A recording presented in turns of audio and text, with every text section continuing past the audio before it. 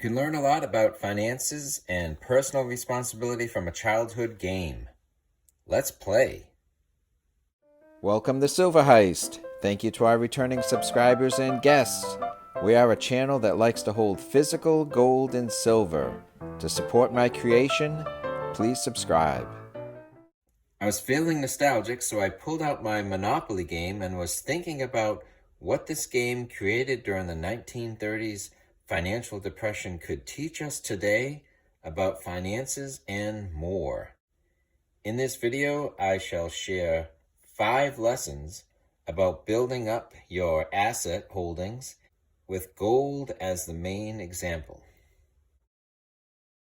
So this is not financial advice. I'm not a financial advisor, nor a Monopoly game advisor.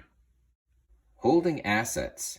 The first lesson is that no one wins the game by holding their cash and going round and round and round the game board. You need to take some risk and buy some assets. In Monopoly, it was railroads, real estate, homes, hotels. In my case now, it's stocks, silver, gold, as well as cash. So if I had sold my assets after the March 2020 drop and held it as cash only, I would have missed out on the 2020 gains for gold, silver, and my stocks. My 401k did drop significantly early last year, but by just holding it as is, it actually grew a tremendous amount. So my stocks earned back the losses and then grew more, which cash would not have done. If we look back at 2020, it was a great year for both silver and gold. So owning silver or gold heading into 2020 led to increased values by the end of the year, and there were plenty of opportunities to add new ounces along the way. So with interest being paid at banks so low, to get ahead, you do need to place your money into assets. Now, we'll touch on this shortly, but that does not mean to move all of your cash out of the bank. Incremental steps.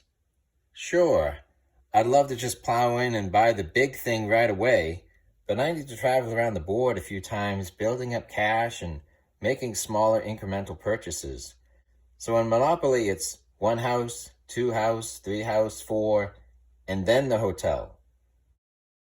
Buying gold, for me, it's the fractional gold coins instead of the immediate jump into the 1 ounce. It's only the occasional windfall where I can jump in and get a big piece of gold at the 1 ounce size. Another way to look at the incremental steps is that there's more to the game than just getting the big elite thing. While hotels on Boardwalk and Park Place are something to aspire to and are great, there's other ways to win, or other ways may give you the success that you need first in order to own Boardwalk later. So there's nothing wrong with the light blue properties or the red properties, and in fact, those assets may help you the most. Diversifying your holdings. In Monopoly, if owning prime real estate with investments in homes and hotels is your main strategy, then diversifying with some other assets can help. So while I never really liked the utilities, I did like the railroads, and you could do well if you owned a block of these railroads. So if I want the majority of my physical precious metals in gold, having some silver can't hurt. And vice versa. If you're primarily a silver person, then I think owning some gold straight up would not be a bad idea in my opinion. Avoiding debt. In Monopoly, I never found an effective way to use debt or mortgages.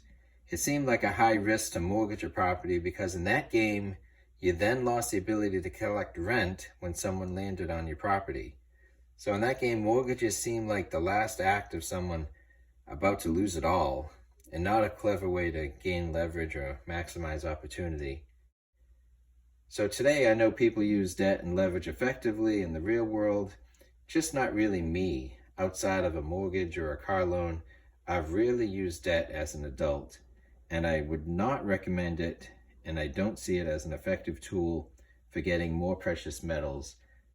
I don't like using credit cards to buy precious metals because I don't see them just going up, and that by the time the credit card is due, they'll be worth more. So I think it's always best, in my opinion, to just use with the resources and the cash that you have on hand, and you don't want to go into debt thinking that you have to get it now before it gets too expensive later. Expecting the unexpected.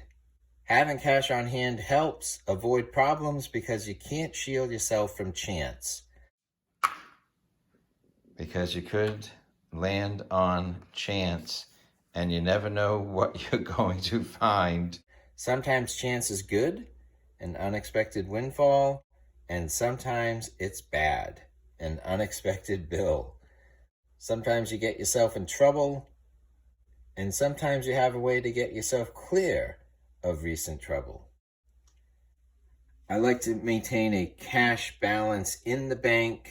I don't consider precious metals a short-term savings account, more of a long-term savings. When we need 4 new tires on the car and at the same time we need an exhaust system on the pickup truck, I'd rather have the cash on hand as a buffer.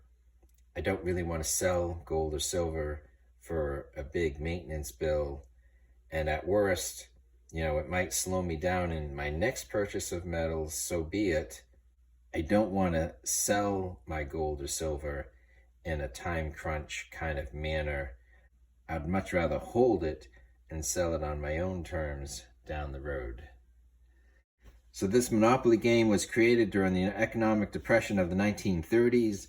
Even with the hardships people experienced, they could still enjoy a game and learn some skills from it. So as we look at hardships of today, a lot of times we think this is the biggest winter storm or the most powerful hurricane and the worst economic situation that anyone's ever had to go through. But people have had hardships in the past, and the fact that they were over and there was a period of economic growth just shows that this too shall pass. So good news, advance to go, collect $200 and get ready for your next turn with your best foot forward.